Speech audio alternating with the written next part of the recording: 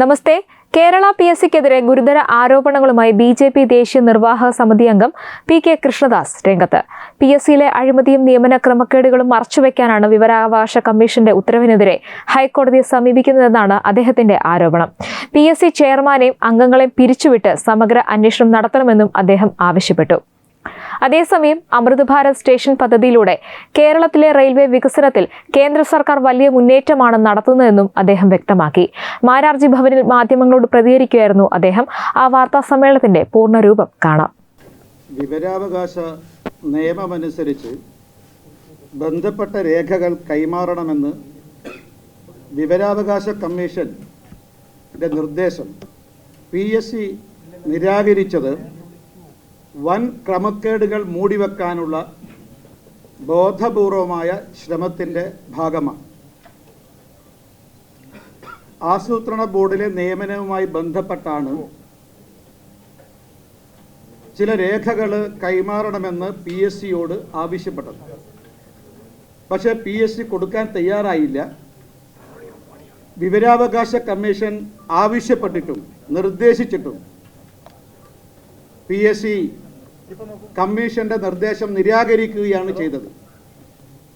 മാത്രമല്ല, വിവരാവകാശ കമ്മീഷന്റെ നിർദ്ദേശത്തിനെതിരെ PSC ഹൈക്കോടതിയെ സമീപിക്കാൻ തയ്യാറാവുകയാണ്. ഇത് മനസ്സിലാക്കേണ്ടത് PSCക്ക് എന്താണ് ജനങ്ങളിൽ നിന്നും മറച്ചുവെക്കാനുള്ളത്? കേവലം ആസൂത്രണ ബോർഡിലെ നിയമനവുമായി ബന്ധപ്പെട്ട് മാത്രമല്ല, PSC നടത്തുന്ന പരീക്ഷകൾ, അതിൻ്റെ മൂല്യനിർണ്ണയം, റാങ്ക് ലിസ്റ്റ് പ്രിപ്പറേഷൻ, അതേപോലെ നിയമനം, ഇതൊക്കെ സത്യസന്ധവും സുതാര്യവുമാണെങ്കിൽ PSC എന്തിനു ഭയപ്പെടണം? പക്ഷേ നമ്മുടെ കേരളത്തിലെ PSC എന്തോ ഭയപ്പെടുന്നുണ്ട്. ആ ഭയപ്പെടുന്നത് മറ്റൊന്നുമല്ല, LDFന്റെ ഭരണകാലത്ത് 10 വർഷത്തിനുള്ളിൽ PSCയിൽ സമാനതയില്ലാത്ത ക്രമക്കേടുകളാണ് നടന്നിട്ടുള്ളത്. അത് പരീക്ഷയുടെ ചോദ്യപേപ്പർ തയ്യാറാക്കുന്നതിൽ, പരീക്ഷയുടെ നടത്തിപ്പിൽ, അതേപോലെ തന്നെ മൂല്യനിർണ്ണയത്തിൽ, റാങ്ക് ലിസ്റ്റിൻ്റെ ക്രമീകരണത്തിൽ, അതോടൊപ്പം തന്നെ നിയമനത്തിലും വൻ വെട്ടിപ്പുകളും വൻ ക്രമക്കേടുകളുമാണ് നടന്നിട്ടുള്ളത്. ഇത് പുറത്തു വരാതിരിക്കാൻ, ഇത് മൂടിവെക്കാനുള്ള വളരെ ആസൂത്രിതമായ ശ്രമമാണ് ഇപ്പോൾ പബ്ലിക് സർവീസ് കമ്മീഷനിൽ നടന്നുകൊണ്ടിരിക്കുന്നത്. ജനങ്ങളുടെ പൂർണ്ണമായ വിശ്വാസം PSCയിൽ നഷ്ടപ്പെട്ട് കഴിഞ്ഞിരിക്കുകയാണ്. അതുകൊണ്ട് ഭാരതീയ ജനതാ പാർട്ടി ആവശ്യപ്പെടുന്നത്, ഈ ചെയർമാനിലും അംഗങ്ങളിലുമുള്ള വിശ്വാസം പൂർണ്ണമായി നഷ്ടപ്പെട്ടു. LDFന്റെ ഭരണകാല തീവട്ടിക്കൊള്ളയാണ് PSCയിൽ നടന്നിട്ടുള്ളത്. ഒരുപക്ഷെ ഇന്ത്യ കണ്ട ഏറ്റവും വലിയ നിയമന തട്ടിപ്പായിരിക്കും കഴിഞ്ഞ 10 വർഷക്കാലം കേരളത്തിലെ പബ്ലിക് സർവീസ് കമ്മീഷൻ നടത്തിയത്. സ്വാഭാവികമായി ഇതെല്ലാം പുറത്തു വരേണ്ടതാണ്. അതിലാദ്യം ചെയ്യേണ്ടത് ഈ ചെയർമാനെയും അംഗങ്ങളെയും പിരിച്ചുവിടണം. മാത്രമല്ല, LDFന്റെ ഭരണകാലത്ത് 10 വർഷത്തെ ഭരണകാലത്തിനിടയിൽ PSC നടത്തിയിട്ടുള്ള എല്ലാ പരീക്ഷകളെക്കുറിച്ചും, നിയമനങ്ങളെക്കുറിച്ചും, മൂല്യനിർണ്ണയത്തെക്കുറിച്ചും സമഗ്രവും സത്യസന്ധവും സുതാര്യവുമായിട്ടുള്ള അന്വേഷണം ആവശ്യമാണ്. അത്തരമൊരു അന്വേഷണം നടത്താൻ UDF സർക്കാർ തയ്യാറാകണം എന്ന് ഭാരതീയ ജനതാ പാർട്ടി ആവശ്യപ്പെടുകയാണ്. മറ്റൊന്ന്, പക്ഷെ ഇവിടെ ഒരു കാര്യം ശ്രദ്ധേയമാണ്. കഴിഞ്ഞ 10 വർഷക്കാലം PSCയുടെ കീഴിൽ തീവട്ടിക്കൊള്ള നടന്നു എന്നുള്ളത് എല്ലാവരും സമ്മതിക്കുന്നുണ്ട്. പക്ഷെ ഭരണം മാറിയിട്ടും ഇപ്പോഴും ഇത് തന്നെയാണ് തുടരുന്നത്. ഇപ്പം 2017 മുതൽ 2023 വരെയുള്ള ചോദ്യപേപ്പർ ഉത്തരക്കടലാസുകൾ മുഴുവൻ തന്നെ നശിപ്പിക്കാൻ വേണ്ടി പോവുകയാണ്. ഈ നശിപ്പിക്കുന്നത് ബോധപൂർവമായ നീക്കത്തിൻ്റെ ഭാഗമാണ്. ഇത് തെളിവ് നശിപ്പിക്കുന്നതിൻ്റെ ഭാഗമാണ് 2017 മുതൽ 2023 വരെയുള്ള ഉത്തരക്കടലാസുകൾ, ചോദ്യപേപ്പറുകൾ നശിപ്പിക്കാനുള്ള PSCയുടെ തീരുമാനം. അപ്പം ഞങ്ങൾ ആവശ്യപ്പെടുന്നത്, ഇപ്പം നിലവിൽ ഇത് നശിപ്പിക്കാൻ അനുവദിക്കരുത്. ഈ 2017 മുതൽ 2023 വരെയുള്ള എല്ലാ ചോദ്യപേപ്പറുകളും പിടിച്ചെടുക്കണം. ഒന്നും തന്നെ നശിപ്പിക്കാൻ അനുവദിക്കരുത്. അതുകൊണ്ട് കുറ്റവാളികൾ ഒരാൾ പോലും നിയമത്തിൻ്റെ മുന്നിൽ നിന്ന് രക്ഷപ്പെടാൻ പാടില്ല. അത്തരം നടപടികൾ സ്വീകരിക്കാൻ UDF സർക്കാർ തയ്യാറാകണം. പക്ഷേ ഇക്കാര്യത്തിൽ ഭരണം മാറിയിട്ടും ഇതേ സിസ്റ്റം നിലനിൽക്കുകയാണ്. ഭരണത്തിൽ മാറ്റം വന്നു, പക്ഷെ സംവിധാനത്തിൽ യാതൊരു മാറ്റവും വന്നിട്ടില്ല. ഇതുകൊണ്ടാണ് ഞങ്ങൾ പറയുന്നത് LDF UDF രണ്ടല്ല ഒന്നാണ് എന്ന്. കൂടുതൽ കാലം കാത്തിരിക്കേണ്ടി വന്നില്ല. UDF അധികാരത്തിൽ വന്നിട്ട് 1 മാസത്തിനുള്ളിൽ തന്നെ കേരളത്തിലെ ജനങ്ങൾക്ക് ബോധ്യപ്പെട്ടിരിക്കുകയാണ്. PSCൻ്റെ ക്രമക്കേടുകൾ അനിശ്ചിതം തുടരുകയാണ്. അപ്പോൾ കേരളത്തിൽ ഈ നിയമസഭാ തെരഞ്ഞെടുപ്പിന് ശേഷം അധികാര കൈമാറ്റം ഉണ്ടായില്ല, മറിച്ച് പദവികൾ പരസ്പരം കൈമാറുക മാത്രമാണ് ചെയ്തത്. നേരത്തെ മുഖ്യമന്ത്രി കസേരയിൽ ഇരുന്ന ആൾ ഇപ്പം പ്രതിപക്ഷ നേതാവായി, പ്രതിപക്ഷ നേതാവിൻ്റെ കസേരയിൽ ഇരുന്ന ആൾ ഇപ്പം മുഖ്യമന്ത്രിയായി. പക്ഷെ നിലപാടിൽ ഒരു വ്യത്യാസവും ഉണ്ടായില്ല എന്ന് 1 മാസത്തെ അനുഭവത്തിൻ്റെ വെളിച്ചത്തിൽ നമുക്ക് ബോധ്യപ്പെട്ടിരിക്കുകയാണ്.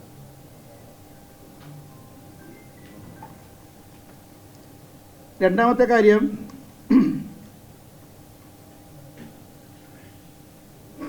നമ്മുടെ അടിസ്ഥാന സൗകര്യങ്ങളുടെ വികസനത്തിന് നരേന്ദ്രമോദി സർക്കാർ പ്രഥമമായ പരിഗണനയാണ് നൽകുന്നത്. അതിൻ്റെ ഭാഗമായിട്ടാണ് റെയിൽവേ വികസനം, ഹൈവേ വികസനം, സീപോർട്ട്, എയർപോർട്ട് വികസനം. റെയിൽവേ വികസനത്തിൻ്റെ ഭാഗമായിട്ട് രാജ്യത്ത് ആരംഭിച്ച അമൃത് ഭാരത് സ്റ്റേഷൻ സ്കീമിൻ്റെ ഭാഗമായി നമ്മുടെ സംസ്ഥാനത്ത് 35 സ്റ്റേഷനുകളുടെ പുനർനിർമ്മാണവും നവീകരണവും നടക്കുന്നുണ്ട്. 35 റെയിൽവേ സ്റ്റേഷനുകളിൽ 8 റെയിൽവേ സ്റ്റേഷൻ അത് പുനർനിർമ്മാണമാണ്. ആ റെയിൽവേ സ്റ്റേഷനുകൾ വിമാനത്താവളത്തിന് സമാനമാക്കി മാറ്റുകയാണ്. അന്തർദേശീയ നിലവാരത്തിലേക്ക് നമ്മുടെ റെയിൽവേ സ്റ്റേഷനെ മാറ്റാനാണ് ഉദ്ദേശിക്കുന്നത്. ഇതിൻ്റെ ഭാഗമായി തിരുവനന്തപുരം, അതുപോലെ Varkala, Kollam, Chengannur, Ernakulam south, north, Thrissur, Kozhikode railway സ്റ്റേഷനുകൾ വിമാനത്താവളത്തിന് സമാനമാക്കി ഉയർത്താൻ ആഗ്രഹിക്കുന്നു. നിർമ്മാണ പ്രവർത്തനങ്ങൾ നടന്നുകൊണ്ടിരിക്കുകയാണ്. രണ്ടാമത്, ബാക്കിയുള്ള 27 റെയിൽവേ സ്റ്റേഷനുകൾ 20 കോടി മുതൽ 60 കോടി വരെ ചെലവഴിച്ചുകൊണ്ടാണ് നവീകരണ പ്രവർത്തനം നടക്കുന്നത്.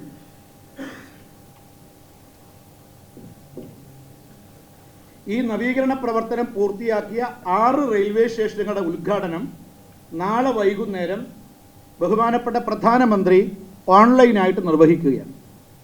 കേരളത്തിൽ 6 റെയിൽവേ സ്റ്റേഷനുകളുടെ നവീകരിക്കപ്പെട്ട 6 റെയിൽവേ സ്റ്റേഷനുകളുടെ ഉദ്ഘാടനമാണ് നാളെ പ്രധാനമന്ത്രി ഓൺലൈൻ മുഖാന്തരം നിർവഹിക്കുന്നത്. അതിലൊന്ന് തിരുവനന്തപുരം റെയിൽവേ ഡിവിഷൻ്റെ ഭാഗമായിട്ടുള്ള Angamaly Chalakudy railway station, Palakkad railway ഡിവിഷൻ്റെ ഭാഗമായിട്ടുള്ള തിരൂര്, പരപ്പനങ്ങാടി, നിലമ്പൂർ റോഡ്, അതേപോലെ തലശ്ശേരി, ഈ 4 റെയിൽവേ സ്റ്റേഷനുകൾ ഉദ്ഘാടനവും നാളെ നടക്കും. ആകെ ഉദ്ഘാടനം ചെയ്യപ്പെടുന്ന 6 റെയിൽവേ സ്റ്റേഷനുകളിൽ 2 റെയിൽവേ സ്റ്റേഷൻ തിരുവനന്തപുരം റെയിൽവേ ഡിവിഷൻ്റെ ഭാഗമാണ്, 4 റെയിൽവേ സ്റ്റേഷൻ പാലക്കാട് റെയിൽവേ സ്റ്റേഷൻ്റെ ഭാഗമാണ്. ഒന്ന്, ആകെ 3300 കോടി രൂപ റെയിൽവേ വികസനത്തിന് വേണ്ടി കേരളത്തിന് അനുവദിച്ചിരുന്നു. അതിൽ ഏതാണ്ട് 2200 കോടി രൂപ റെയിൽവേ സ്റ്റേഷൻ്റെ നവീകരണത്തിനും പുനർനിർമ്മാണത്തിനും വേണ്ടിയാണ് ചെലവഴിച്ചിട്ടുള്ളത്. അപ്പോൾ കേരളത്തിൽ ഒന്ന്, റെയിൽവേ വികസനത്തിന് വേണ്ടി എത്രമാത്രം കോടികളാണ് നരേന്ദ്രമോദി സർക്കാർ ചെലവഴിക്കുന്നത്. അതോടൊപ്പം കേരളത്തോട് എത്രയും ഉദാരമായ നിലപാടാണ് NDA സർക്കാർ, മോദി സർക്കാർ സ്വീകരിക്കുന്നത് എന്നുള്ളതിൻ്റെ പ്രകടമായ ഉദാഹരണമാണ് ഈ അമൃത് ഭാരത് സ്റ്റേഷൻ സ്കീമിൽ ഉൾപ്പെടുത്തിക്കൊണ്ട് 35 റെയിൽവേ സ്റ്റേഷനുകൾ പുനർനിർമ്മാണം നടത്താനും നവീകരണം നടത്താനും തീരുമാനിച്ചതിലൂടെ നമുക്ക് മനസ്സിലാക്കാൻ സാധിക്കുന്നത്. സ്വാതന്ത്ര്യാനന്തര ഭാരതത്തിൻ്റെ ചരിത്രത്തിൽ ഇത്രയും വലിയൊരു റെയിൽവേ വികസനം, സ്റ്റേഷൻ വികസനം ഇതുവരെ ഉണ്ടായിട്ടില്ല, ചരിത്രത്തിൽ ആദ്യമായിട്ടാണ്. സ്വാഭാവികമായും മുഴുവൻ ജനങ്ങളും ഈ വികസനത്തെ രണ്ട് കൈയും നീട്ടി സ്വീകരിക്കും എന്നാണ് ഭാരതീയ ജനതാ പാർട്ടി പ്രതീക്ഷിക്കുന്നത്.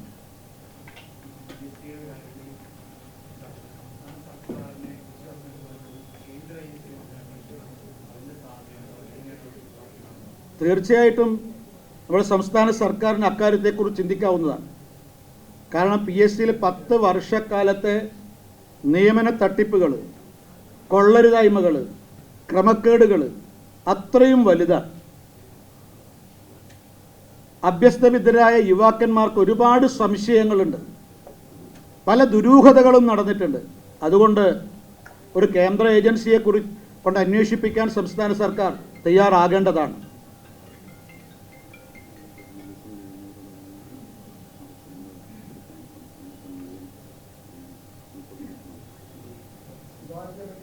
സാധാരണ രീതിയിൽ നമ്മളിപ്പം മാധ്യമ സുഹൃത്തുക്കൾ മനസ്സിലാക്കേണ്ടത്, ജേർണലിസം കഴിഞ്ഞവർക്ക്, അർഹതപ്പെട്ടവർക്കുള്ള നിയമനം കിട്ടാതെ പോയിട്ടുണ്ട്.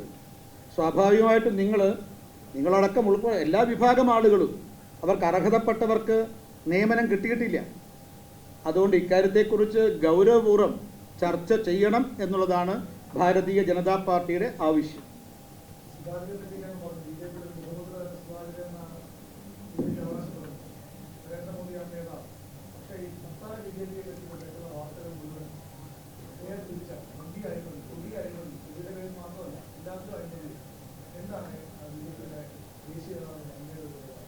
അല്ല, ഇക്കാര്യത്തെക്കുറിച്ച് ഞങ്ങളെ സംസ്ഥാന അധ്യക്ഷൻ സംശയത്തിന് യാതൊരു സാധ്യതകളും ഇല്ലാത്ത രീതിയിൽ അദ്ദേഹം കാര്യങ്ങൾ വ്യക്തമാക്കിയിട്ടുണ്ട്. അതായത് താങ്കൾ ഉന്നയിച്ച ചോദ്യങ്ങളെ സംബന്ധിച്ച് ആധികാരികമായി തന്നെ സംസ്ഥാന അധ്യക്ഷൻ നിലപാട് വ്യക്തമാക്കിയിട്ടുണ്ട്. ഞങ്ങളെ സംബന്ധിച്ച് ഈ തെരഞ്ഞെടുപ്പുമായി ബന്ധപ്പെട്ട് എന്തെങ്കിലും അഴിമതികൾ നടന്നു എന്നുള്ള പരാതി ഞങ്ങളെ സംബന്ധിച്ച് ഞങ്ങൾക്ക് കിട്ടിയിട്ടില്ല, ഞങ്ങൾക്ക് അഭിപ്രായവുമില്ല. അതുകൊണ്ട് ബാക്കി മാധ്യമങ്ങൾ വരുന്നതിനോടൊന്നും ഞങ്ങൾക്ക് പ്രതികരിക്കാനോ സാധ്യമല്ല. അതുകൊണ്ട് ഞങ്ങളെ സംബന്ധിച്ച് ഈ തെരഞ്ഞെടുപ്പുമായി ബന്ധപ്പെട്ട് ഒരു ക്രമക്കേടുകളും നടന്നിട്ടില്ല എന്നാണ് ഞങ്ങളുടെ വിശ്വാസം. അച്ചടക്കത്തിനും അനുശാസനത്തിനും അതുപോലെ തന്നെ സാമ്പത്തിക മേഖല കൈകാര്യം ചെയ്യുന്നതിലും സുതാര്യത പുലർത്തുന്ന, സത്യസന്ധത പുലർത്തുന്ന പാർട്ടിയാണ് ഭാരതീയ ജനതാ പാർട്ടി. അക്കാര്യത്തിൽ വലിയ പ്രാധാന്യം ഞങ്ങൾ കൊടുക്കുന്നുണ്ട്. ഞങ്ങളുടെ സംഘടനയെ സംബന്ധിച്ച് ഇതിനെ സംബന്ധിച്ച് അന്വേഷിക്കാൻ, പരിശോധിക്കാൻ സംഘടനാപരമായ സംവിധാനമുണ്ട്. ആ സംവിധാനം ഇപ്പോഴും നിലനിൽക്കുന്നുണ്ട്. എന്തെങ്കിലും പരാതികളിൽ നിന്ന് ലഭിച്ചാൽ ആ സമയത്ത് ഞങ്ങൾ അതിനെക്കുറിച്ച് അന്വേഷിക്കും. ഇതിനെ സംബന്ധിച്ച് താങ്കൾ ഉന്നയിച്ച കാര്യത്തെക്കുറിച്ച് ഞങ്ങളുടെ സംസ്ഥാന അധ്യക്ഷൻ സംശയാതീതമായ നിലപാട് വ്യക്തമാക്കിയിട്ടുണ്ട്.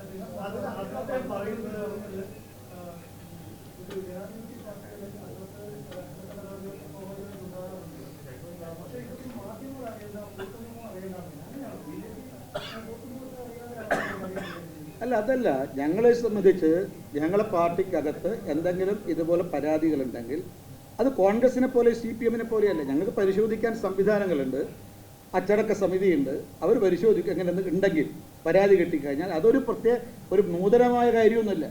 ഞങ്ങളുടെ പാർട്ടി ജനസംഘ കാലഘട്ടം മുതലേ ഈ സംവിധാനം ഞങ്ങളുടെ പാർട്ടിക്കകത്തുണ്ട്. അങ്ങനെ എന്തെങ്കിലും പരാതി കിട്ടിക്കഴിഞ്ഞാൽ അത് പരിശോധിക്കും. കഴമ്പുണ്ടെങ്കിൽ നടപടി സ്വീകരിക്കും. ഇത് സ്വാഭാവികമാണ്. അത് ഞങ്ങളുടെ പാർട്ടിയുടെ സംവിധാനത്തിൻ്റെ ഭാഗമാണ്.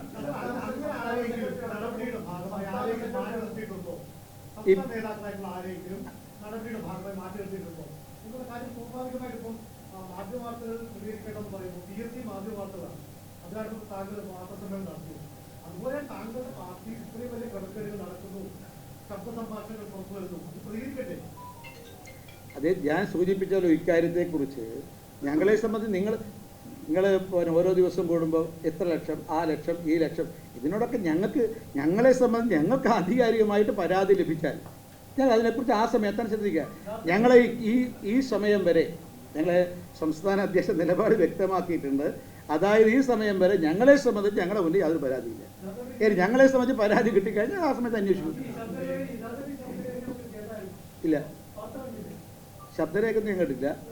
ഇനി മാത്രമല്ല ഞങ്ങളെ സംബന്ധിച്ചിട്ട് നിങ്ങൾ ആദ്യം ഞാൻ ചോദിക്കുന്നത്, ഞങ്ങളെ സംബന്ധിച്ച് പരാതി അച്ചടക്ക സമിതിയുടെ മുമ്പിൽ പരാതികൾ വന്നു കഴിഞ്ഞാൽ അത് വ്യക്തികൾക്ക് കൊടുക്കാൻ വിവിധ തലങ്ങളുണ്ടല്ലോ, സംഘടനാ സംവിധാനങ്ങൾ, അവർക്ക് കൊടുക്കാൻ സാധിക്കും. അങ്ങനെ വന്നാൽ ഞങ്ങൾ പരിശോധിക്കും. ഇത് വലിയ അത്ഭുതമുള്ള കാര്യമൊന്നുമില്ല. ഒരു ശതമാനം പോലും ഞങ്ങൾ ഇതിനോട് സന്ധി ചെയ്യില്ല.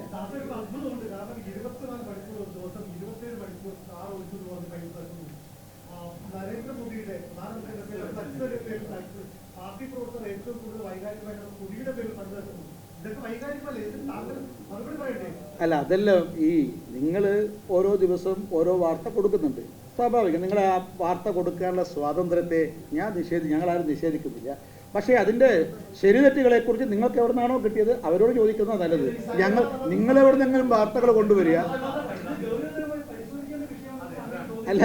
ഞാൻ ചോദിച്ചു, ഞങ്ങളെ സംബന്ധിച്ച് ഇതിനെ സംബന്ധിച്ച് പരാതി ഞങ്ങൾക്ക് കിട്ടിയാൽ ഞങ്ങളെ സംബന്ധിച്ച് ഗൗരവമാണോ ഇല്ലയോ എന്നുള്ളത് ഞങ്ങളെ സംബന്ധിച്ച് ഇതുപോലത്തെ ഞങ്ങളിപ്പം ക്രമക്കേടുകളൊന്നും നടന്നിട്ടില്ല എന്നുള്ളതാണ് ഞങ്ങളുടെ വിശ്വാസം.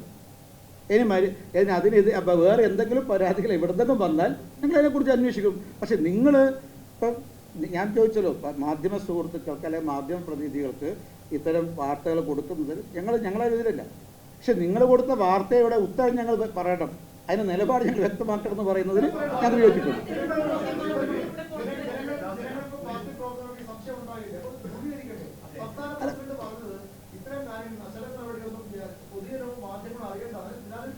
അല്ലല്ല, ഞങ്ങളെ സംബന്ധിച്ച് ഇതിനെ സംബന്ധിച്ചിട്ട് നിങ്ങൾ ഈ വാർത്ത ഇപ്പം സംസ്ഥാന പ്രസിഡന്റിന്റെ വാർത്ത നിങ്ങളെങ്ങനെയാണ് അറിഞ്ഞത്? നിങ്ങൾ തന്നുകൊണ്ടല്ലേ? വാർത്താക്കുറിപ്പ് നിങ്ങൾ മാധ്യമങ്ങൾക്ക് ഞങ്ങൾ തന്നതല്ലേ? അപ്പം ജനങ്ങളെ അറിയിക്കാൻ വേണ്ടിയിട്ടാണ് ഞങ്ങൾ വാർത്താക്കുറിപ്പ് വന്നത്.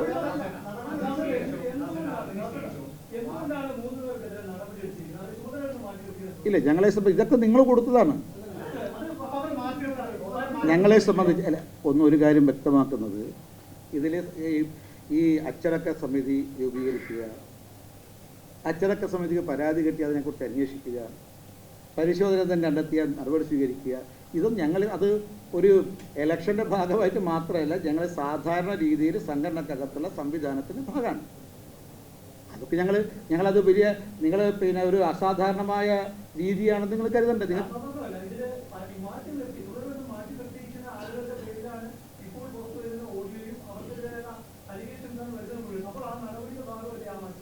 നിങ്ങൾ ഞാൻ ഇക്കാര്യത്തെക്കുറിച്ച് വളരെ വ്യക്തമായിട്ട് ഇക്കാര്യത്തെക്കുറിച്ച് പറഞ്ഞിട്ടുണ്ട്.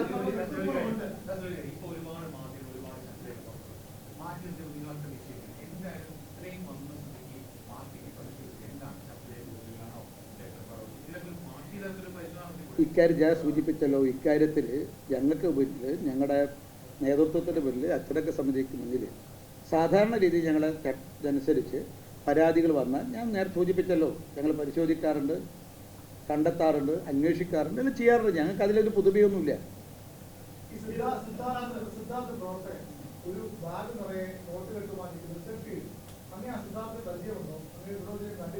എനിക്കറിയില്ല.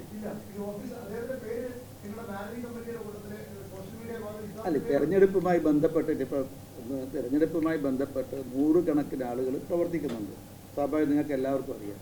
അതിലൊക്കെ എനിക്കോ അല്ലെങ്കിൽ ഏതെങ്കിലും വ്യക്തിക്കോ എനിക്ക് ബന്ധം ഉണ്ടാവണം നിർബന്ധമില്ല, എല്ലാവരുമായിട്ട്. അപ്പോൾ എനിക്കതായാലും ഇങ്ങനത്തെ താങ്കൾ സൂചിപ്പിച്ച ആളുമായിട്ട് എനിക്ക് യാതൊരു ബന്ധമില്ല.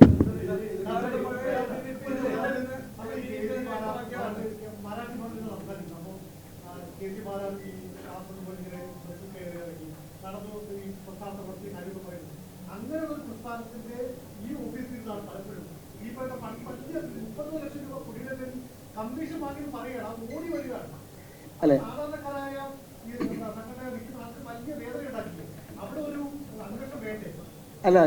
താങ്കളുടെ ആദ്യ ഭാഗത്തെ ആ പ്രസ്താവനയെ ഞാൻ അംഗീകരിക്കുന്നു. അതായത് KG മാരാർജിയെ പോലെ ആളുകൾ വളരെ ത്യാഗത്തോടെ, സഹനത്തോടെ, സമർപ്പണ ഭാവത്തോടുകൂടി പ്രവർത്തിച്ചാണ് BJP ഈ അവസരത്തിലെത്തിയത്.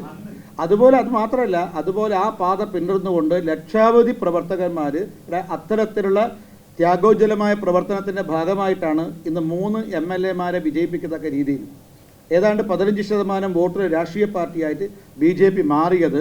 അക്കാര്യത്തിൽ നമ്മുടെ പ്രവർത്തകർക്ക്, അനുഭാവികൾക്ക്, BJPയെ സ്നേഹിക്കുന്നവർക്ക് പൂർണ്ണ വിശ്വാസം ഭാരതീയ ജനതാ പാർട്ടിയിലുണ്ട്. അതുകൊണ്ട് ഇതിനൊന്നും ഒരു പോറൽ നിൽക്കുന്ന രീതിയിൽ ഒരു നിലപാടും ഒരു സമീപനവും ഭാരതീയ ജനതാ പാർട്ടി ഭാഗത്തുണ്ടാകും. PSCയിലെ ആരോപണങ്ങളും കേരളത്തിലെ റെയിൽവേ വികസന പദ്ധതികളും സംബന്ധിച്ച് ശക്തമായ നിലപാടുകളാണ് PK കൃഷ്ണദാസ് വാർത്താ സമ്മേളനത്തിൽ മുന്നോട്ട് വെച്ചത്. ഈ വീഡിയോയെക്കുറിച്ചുള്ള നിങ്ങളുടെ അഭിപ്രായം താഴെ കമന്റ് ചെയ്യുക. വീഡിയോ ഇഷ്ടമായി ലൈക്ക് ചെയ്യുക, ഷെയർ ചെയ്യുക. ഒപ്പം കൂടുതൽ വാർത്തകൾക്കും വിശകലനങ്ങൾക്കും വേണ്ടി നമ്മുടെ ചാനൽ തത്വമയി ചാനൽ സബ്സ്ക്രൈബ് ചെയ്യാനും ബെൽ ഐക്കൺ അമർത്താനും മറക്കരുത്. Web desk Tatwamayi news.